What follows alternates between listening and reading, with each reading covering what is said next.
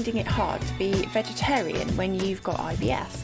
It can be really challenging to change your diet at any time, but it's especially hard when most of your major protein-containing foods are the mega bloat IBS foods.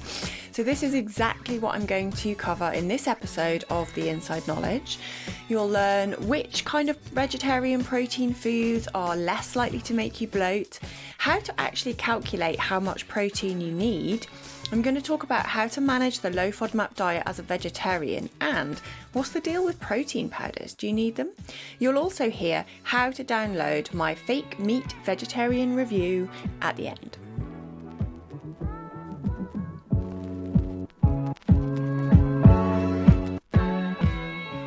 Hello, welcome to episode 8 of The Inside Knowledge for people with IBS. Today I'm going to give you a little overview of protein and specifically talk about vegetarian protein. I'll also mention vegan proteins as well specifically, but I will include in here as well some references to eggs and dairy, so you've got the full lowdown on non-meat containing protein foods. Proteins are a chain of lots of small units called amino acids, and these are all linked together. There's about 20 different amino acids which we find in our foods and are used in the body, but some of them are essential that we have to get from food, and some of them our body can create in order to make things like our skin, our bones, our nails, hair, but also protein is involved in digestive enzyme production, in hormone production, and also can help to regulate energy. So it is a really important part of our diet. And we find protein in animal products, of course, things like meat and fish, dairy and eggs, plant-based sources, including things like quinoa, tofu, beans, pulses, nuts, and seeds. Plant-based sources of protein tend not to have all the amino acids present. So those essential amino acids that we need to get from food, meat and fish and dairy often have all the essential amino acids, and these is what's known as a complete protein, and it's a higher quality of protein in terms of the amount of protein per grams of the food. Plant-based sources will consume some of these, which is another reason why we really need to focus on diet diversity and trying to eat a broad range of different products and vegetables and fruits and everything to make sure that you are hitting all of those different protein requirements, because if you're not, it's easy to miss out on some of those key essential amino acids that can only be derived from food. But how do you know how much of this protein to eat and whether you are getting enough? Well, there are some calculations that you can use based on the size of your body, and I'm going to share with you a little bit of nuance into that as well. The normal maintenance dose for protein is based on 0.8 grams of protein per day for every kilo of body weight that you have. If you're more active and you're really working out a lot at the gym, some protein requirement research has shown that having 1.5 grams of protein for every kilo of body weight is an ideal amount. This can be quite excessive when you have a bigger body, and I will go through a few examples to show you what I mean. So for example, if you're 60 kilograms, which is 9 stone 6, which for those in the US listening is around 132 pounds, you would need to eat somewhere between 48 grams, that would be your maintenance dose, or going up to about 90 grams of protein per day if you are extremely active or if you are working on a kind of heavy protein, light carb and trying to lose weight. If you're in a body that's around 11 stone, which is 70 kilos, which might be around 154 pounds, you would need somewhere between 56 grams of protein per day and 100 grams of protein per day. This is probably doable if you're eating meat, but is extremely challenging on a vegetarian diet.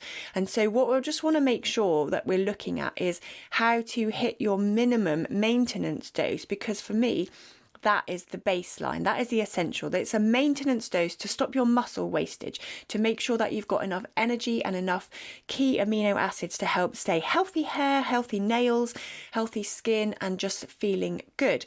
So we want to make sure you're hitting that bottom range as a minimum. The top range, I think, is probably something for a discussion with someone who really understands a bit more about your particular health goals, your situation, etc. Now, if you're in a bigger body that has a larger amount of body fat, this calculation, especially using the top range, could lead you to be eating an unrealistic amount of protein per day when you're looking at the upper range. The calculation is based on your lean body mass.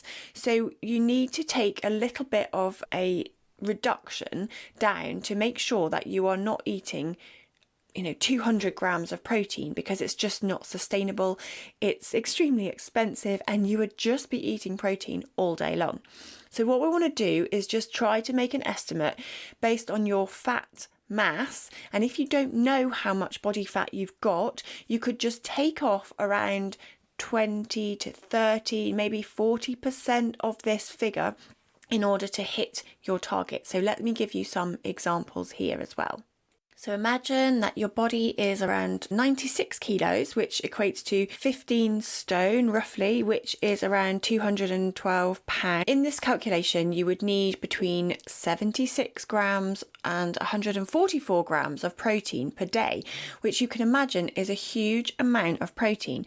But if we reduce that by a percentage of fat and just base it on your lean body mass, then we can calculate, so say you're taking off 30%, you go from 76 grams to 53 grams.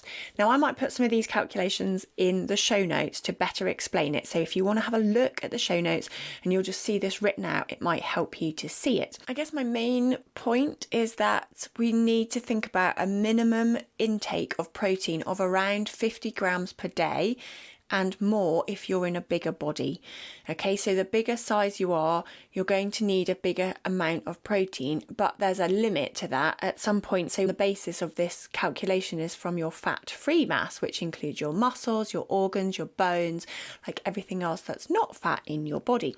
And that's a more accurate way to do this calculation. Otherwise, people in a bigger body can end up with a really unrealistic amount of protein just using this calculation. And I think that's where it sometimes gets a bit misunderstood when you see these calculations on the internet and you end up eating much more protein than you actually would need. I'll come on to a few vegan sources of protein in a moment, but I just wanted to mention a few things around dairy and also eggs. Eggs are generally not going to bloat you as much, although for some people with IBS, it really depends on your triggers.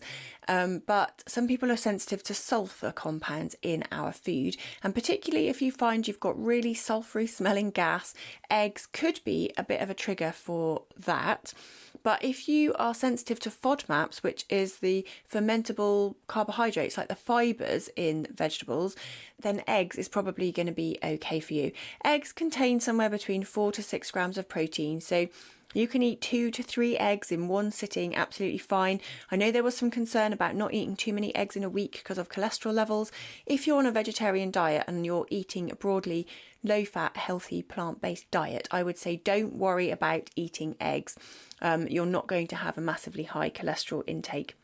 With yogurt and other cheese, dairy products, we also need to think about what can be fermenting. So the lactose in IBS can be particularly problematic for quite a lot of people. Lactose is part of the FODMAP diet, so it's restricted in terms of portion, not a dairy-free diet. It just means that you need to eat a bit less of it.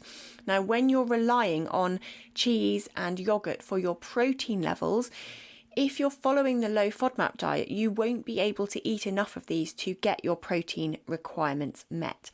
What I mean by that is if you're eating yogurt, for example, you can have somewhere around 20, possibly 30 grams, depending on the type of yogurt, before it hits that fermentation level where it can cause bloating and gas and trigger your symptoms.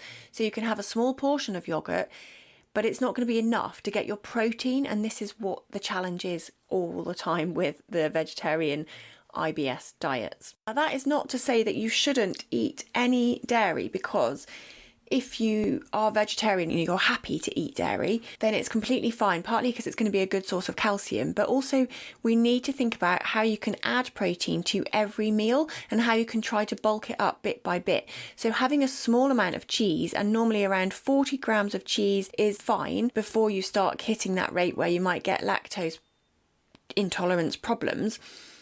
And it's still going to give you some protein, so it's still worth including. Plus, if you like cheese, that's a bonus. So if you're eating animal products, you can include eggs, you can include small amounts of yogurt, you can include small amounts of cheese. But all of this I'm saying with the context that you understand what your IBS triggers are.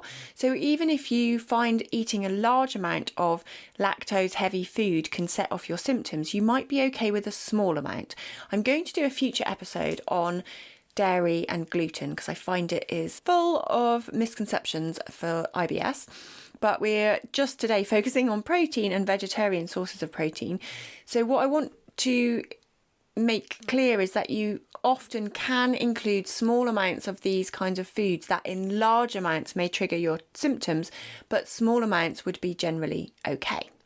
Let's move on to some vegan sources. Firstly, I'm going to talk about beans. So lots of different types of beans, and again, portion size is really key here, because often when we're talking about beans and pulses, we really think about excessive gas, bloating, that kind of thing in terms of IBS, because even in people who don't have IBS, it can make people a little bit gassy.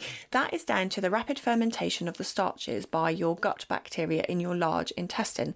The main FODMAPs that are included with beans would be galacto-oligosaccharides, that's GOS, and fructan. Now, these are found in varying degrees in most beans and pulses. The problem is, again, similar to the cheese, is that a low FODMAP portion is quite a small percentage of what you would need to eat in order to get the right amount of protein. So let me give you a few examples. With black beans, they are quite high in GOS and fructan, so that's two FODMAPs that could be causing problems. A low FODMAP portion is around 40 grams of the beans. And if you were to eat 100 grams, which is a quarter of a can, then you're getting around 7.5 grams of protein. Now, per meal, that is not particularly much, 7 grams of protein in one meal, and it's only 100 grams, which is a quarter of a can. So if you're only eating a little bit of a tin, that's probably not going to fill you up enough, and it's definitely not going to be enough protein for one particular meal if you eat that consistently, and that's your main source of protein. So the protein per FODMAP portion, because it's only 40 grams, not 100 grams, is actually down to 3 grams. Now, I've laid all of this out in my download, and there's a link to it in the show notes, so you can download a list of my vegetarian low FODMAP foods, and it goes through a lot of fake meats, which is I'm going to come on to in a minute, but also beans and pulses, and I've laid out what the FODMAPs are, what the low FODMAP portion is, how much protein you get per 100 grams, and then how much you get per FODMAP portion. So that was an example for black beans. Another one I wanted to mention is cannellini beans. So these have got similar FODMAPs, but a low FODMAP portion is actually 76 grams, so you can have almost double what you can with black beans without getting the intolerance issues like bloating and gas.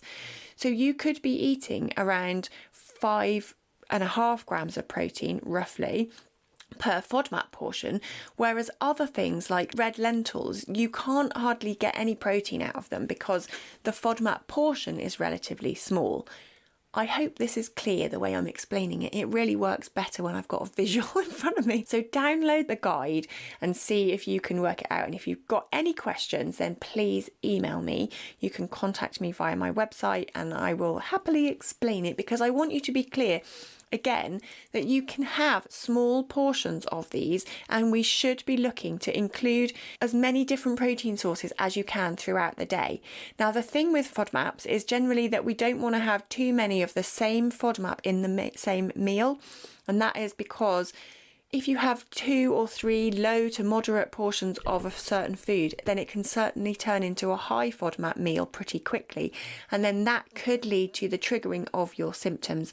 I really keep coming back to this as well, because it's important. If you find that a certain FODMAP is going to be a trigger for you, then you can make sure you eat all the others. And the purpose of doing the FODMAP diet properly is that you go through a clear reintroduction process and you don't avoid all FODMAPs forever, because that is going to leave you with quite a restrictive diet. Alongside beans, one of my favourite vegetarian and vegan low FODMAP meal or protein portions is tofu and tempeh.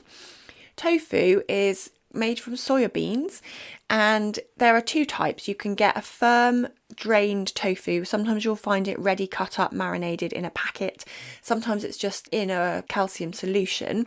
Now this is lower FODMAP, and you can have up to about 170 grams per meal, and that's going to give you around 13 grams of protein per 100 grams. So you could easily get 20 grams of protein in a meal just from eating a lot of tofu. The silken tofu, which is really mushy and squishy, is much higher in FODMAPs and much more likely to cause you issues. Tempeh is fermented tofu. It's got a certain taste and not everyone is keen on it. So I say give it a go and try it. And if you like it, then go for it. It's really good non-fermentable foods that can add protein to your diet, and you can get vegetarian and vegan products of that. I want to talk about nuts and seeds as well. So seeds are generally all low FODMAP, generally really easily tolerated for people, and a great way to start bulking up your protein. Add them to your porridge, grind them up. I add them to mine every day to add some fibre and protein, and also things like just snacking on seeds. Add them to your salads, roast them so they're a little bit more crispy, add them to a tray of roasted vegetables. Make things protein rich at every opportunity if you're on a vegan diet, because they're generally well tolerated seeds. With nuts, it's a question of looking up which nuts are potentially higher fermentable than others. The ones to look out for is cashews, pistachios, and high amounts of almonds as well. But in small amounts, almonds, hazelnuts, walnuts, macadamia nuts, these are more easily tolerated for people who are trying to remove gas-producing foods. If you're looking in the shops for things to eat to boost your protein levels, then things like veggie sausages and fake meats can be a really good source of concentrated protein. Some people do worry that they are too processed and that they're not natural. I would say you need to work out what feels comfortable for you, but I do recommend these to my clients who are following a vegetarian diet, because it's very difficult to get the right levels of protein just from beans, tofu, nuts and seeds anyway, let alone if you are trying to reduce down fermentable starches in order to try and minimise IBS symptoms. So I do recommend including some fake meat products if you are open to them. Now, some of the protein is made from pea protein, which is a high FODMAP food, or they could be made including onions and garlic powder. So not all of them would be suitable for you. But again, it really depends on what you react to and whether they are a trigger for you. When you're looking at the packets, just check that they have actually got high protein in them. Sometimes vegetarian sausages are made from reconstituted vegetables, and this just will not have enough protein to be your main source of protein for that meal. Doesn't mean you shouldn't eat them, like by all means enjoy them, but just if that's your main source day in, day out, it's not going to hit your protein targets. So make sure that it is made from something that is actually giving you protein. Often it is from soya protein, which is Corn is the brand, or sometimes they're pea or wheat, like a gluten protein. Again, sometimes they're high FODMAP, and if your MAPs are a trigger for you, just be careful. Look whether the main protein is made from beans or pulses, and if it's just there in a small amount, it's probably going to be okay, but if it's in a large amount, it could be a trigger. And if you're in the UK, download my guide, which will give you a lowdown of some certain products, whether they're high or low FODMAP, and how much protein they include. And there's also an overview of beans and pulses there. Even if you're not in the UK, you might want to download it. That's where I'm going to leave it for today. Thank you for listening to this episode. I will be back next week with another episode. And remember, you can join me on Instagram every Thursday for a Q&A session about this topic. Each week, you can join me live to ask your questions and find out a little bit more detail. So do tune in for that, and you can always watch them on replay if you need to. If you're interested in working with me and finding out a bit more about how to tailor your diet and how how to get a bit more specific about your particular triggers, get in touch. I'm also going to be running a group course, and I think I'm going to do a separate podcast episode about that. But just to explain, it's a group online program. It will be cheaper than working with me one-to-one, which may appeal to some of you, but it also will include some really fantastic group coaching aspects. So some things where we can have more discussion, a bit more interaction and feed off each other, which I know some people will really appreciate as well. You can book that via the link in the show notes, and it's open for booking now but starts in September, and it will be a rolling enrolment.